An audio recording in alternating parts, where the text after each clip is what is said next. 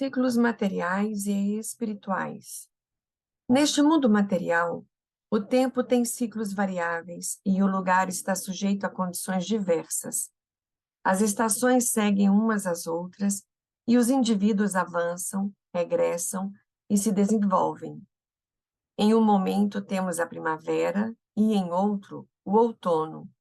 Em uma época estamos no verão e em outra no inverno. A estação vernal possui nuvens carregadas de chuva e brisas perfumadas de almíscar, zéfiros vivificantes e um clima perfeitamente moderado. A chuva cai, o sol brilha, os ventos revigorantes sopram, o mundo se renova e o sopro da vida revela-se igualmente nas plantas, nos animais e nos homens. Os seres terrestres passam de uma condição a outra. Todas as coisas adornam-se com uma nova vestimenta.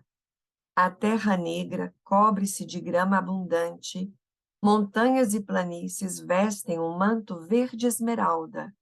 As árvores exibem suas folhas e flores. Os jardins produzem flores e plantas flagrantes.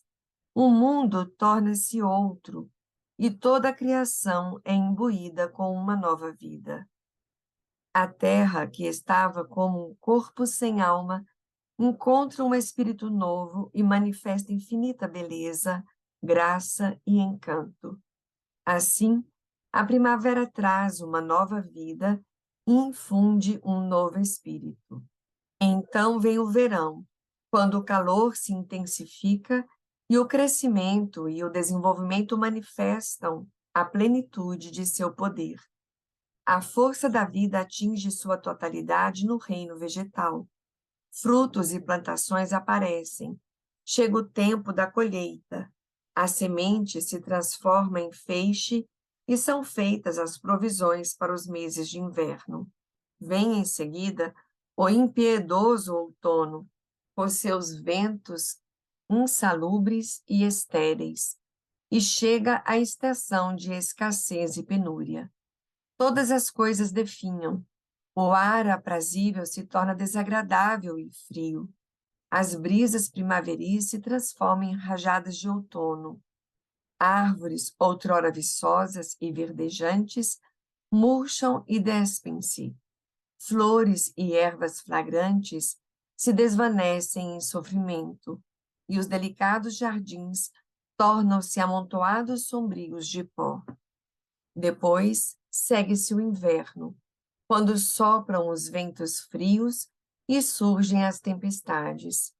Vem a neve e os temporais, granizo e chuva, trovões e relâmpagos, letargia e torpor prevalecem. As plantas morrem e os animais languecem e definham. Ao atingir-se esse estado, a primavera vivificante retorna novamente e um novo ciclo é inaugurado. A estação primaveril, com suas hostes de frescor e formosura, e na plenitude de sua grandeza e majestade, instala-se sobre planícies e montanhas. Ainda outra vez, se renovam as formas dos seres e a criação dos seres contingentes inicia-se novamente. Os seres vivos crescem e desenvolvem-se. Campos e planícies tornam-se frescos e verdejantes. As árvores lançam suas flores e a primavera do ano anterior retorna novamente no auge de sua plenitude e glória.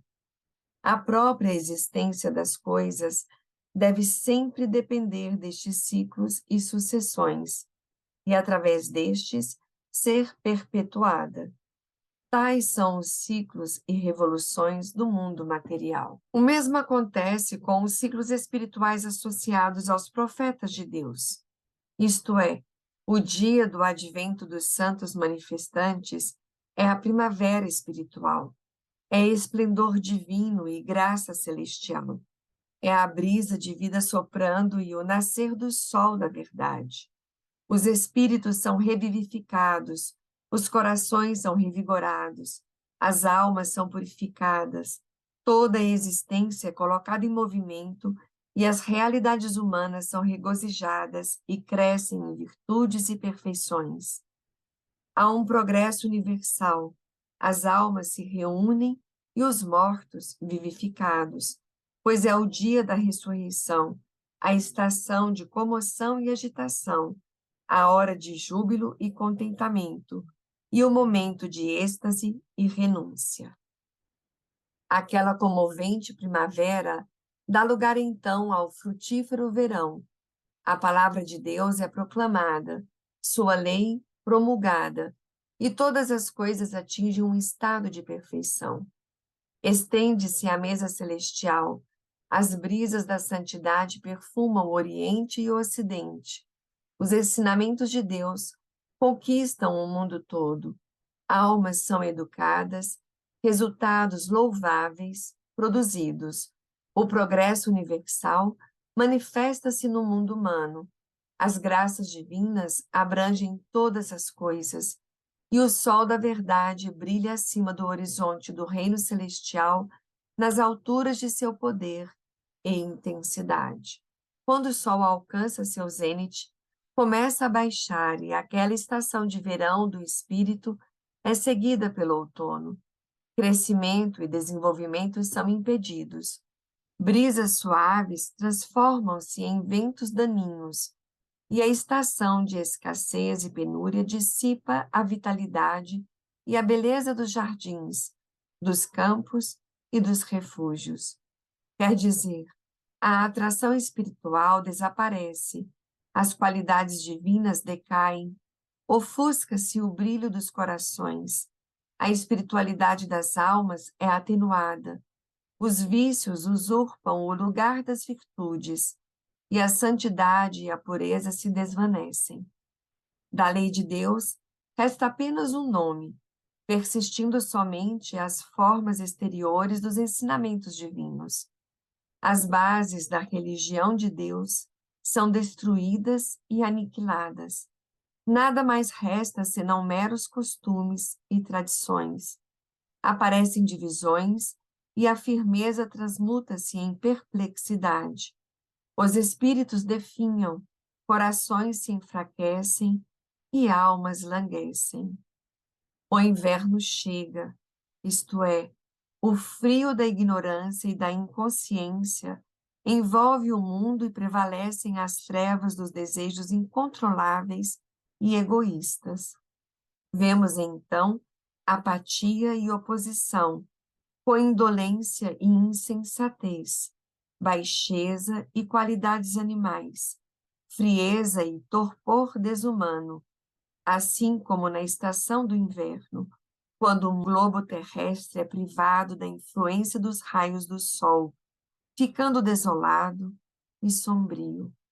Quando o mundo do intelecto e dos pensamentos atinge este estágio, nada resta senão a morte contínua e a inexistência perpétua. Porém, decorrida a estação de inverno, volta novamente a primavera espiritual e um novo ciclo revela seu esplendor. As brisas do espírito sopram, a alvorada luminosa resplandece, as nuvens do misericordioso enviam suas chuvas, os raios do sol da verdade brilham e o mundo da existência é investido de uma nova vida e reveste-se com um maravilhoso manto.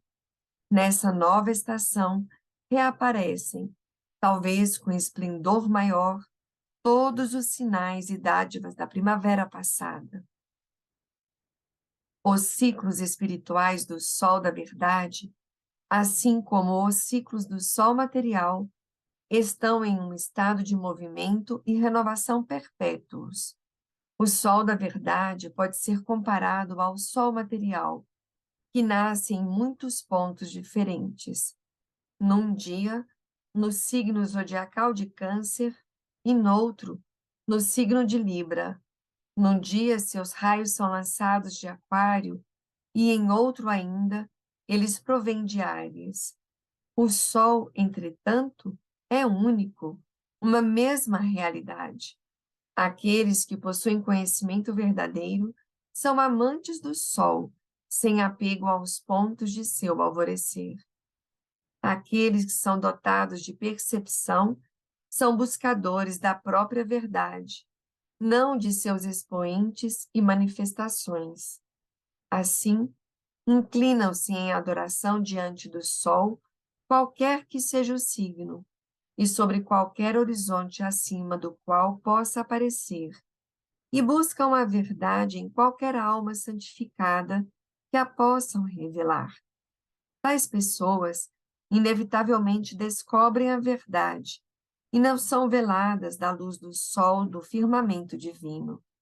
Assim, os amantes dos raios e os buscadores da luz sempre se volverão para o sol, quer ele brilhe no signo de Áries, quer ele dispense suas graças no signo de Câncer, ou lance seus raios de Gêmeos. Mas os tolos e os ignorantes enamoram-se pelos signos do zodíaco e se encantam com os pontos do alvorecer, não com o próprio sol. Quando o sol estava no signo de Câncer, para ali se dirigiram, mas quando este passou ao signo de Libra, eles continuaram a fixar seus olhares e a segurarem-se firmemente ao primeiro, pois a este se apegaram, e assim privaram-se dos raios do sol, pois este já havia se movido. Assim, em um momento, o sol da verdade lançou seus raios do signo de Abraão. Posteriormente, alvoreceu do signo de Moisés e iluminou o horizonte mais tarde. Levantou-se com todo o seu poder, calor e radiância no signo de Cristo. Os que almejavam a verdade adoravam-no onde quer que a vissem, mas os que se prenderam a Abraão foram dela privados quando aquele sol lançou seus raios sobre o Sinai, iluminando a realidade de Moisés. E aqueles que se apegaram a Moisés enquanto o sol da verdade derramava seu esplendor celestial vindo de Cristo, na plenitude de sua radiância, foram da mesma forma velados, e assim por diante. Por isso, o homem deve buscar a verdade, extasiar-se e encantar-se com qualquer alma santificada na qual a encontrar e tornar-se plenamente atraído à efusão da graça de Deus. Deve assemelhar-se à mariposa, que ama a luz, não importa em que lâmpada brilhe, e ao rouxinol enamorado pela rosa, seja qual for o jardim em que desabroche. Se o sol nascente no ocidente seria ainda o sol. De fato, qualquer que fosse o ponto em que o sol pudesse se levantar, ainda seria o sol. Se o sol nascente no ocidente seria ainda o sol. De fato, qualquer que fosse o ponto em que o sol pudesse se levantar, ainda seria o sol. Não se deve considerar que seu aparecimento esteja confinado a um único ponto e julgar que os demais estejam dele privados. Não se deve ser velado pelo seu raiar no leste e considerar o oeste como lugar de seu ocaso e desaparecimento. Devemos procurar as múltiplas graças de Deus, buscar os esplendores divinos e nos tornarmos extasiados e encantados com qualquer realidade na qual eles possam ser clara e abertamente encontrados. Devemos procurar as múltiplas graças de Deus, buscar os esplendores divinos e nos tornarmos extasiados e encantados com qualquer realidade na qual eles possam ser clara e abertamente encontrados. Consideramos que não houvessem os judeus persistido em se dirigir ao horizonte de Moisés, mas sim, olhado só para o sol da verdade, tê-lo-iam reconhecido, sem dúvida alguma, quando alvoreceu na plenitude de seu divino esplendor, naquele verdadeiro ponto do alvorecer que foi Cristo. Que lástima! Mil vezes que lástima! Apegaram-se ao nome de Moisés e privaram-se das graças supernas e do esplendor celestial.